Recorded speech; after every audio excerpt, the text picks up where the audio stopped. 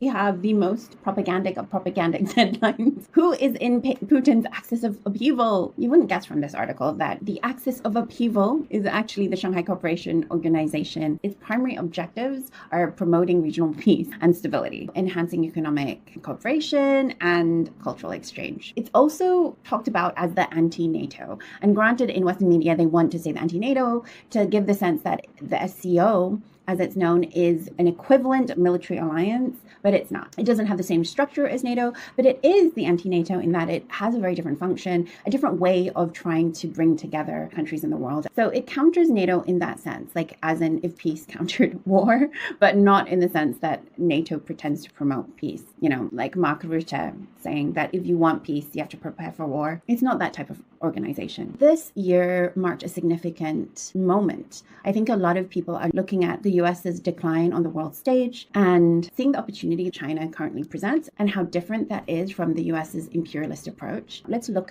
at Xi's speech because I think it does encapsulate what China's vision is for the world. So let's break it down. First of all, Xi mentions the 80th anniversary of the victory of the world's anti-fascist war and the founding of United Nations. Now, this is key. He mentions United Nations quite a few times in this speech. It's obviously intentional. This is not about China overtaking the world and imposing China's worldview on the rest of us. It is acknowledging that the world already has certain structures that do make sense. The international rule-based order that the US uses as weaponization against countries they disagree with. In fact, this is what John Bolton said, which perfectly encapsulates the way that the US has been using international law. It's for other people, not for themselves. Whereas China is bringing that up to say, we already have a structure of a rule of law. We just need to actually hold ourselves accountable to adhering by it. And so when Xi proposes the Global Governance Initiative, the 5 points that he proposes, 2 of them mention the UN. The first is adhering to sovereign equality. The second is abiding by international rule of law,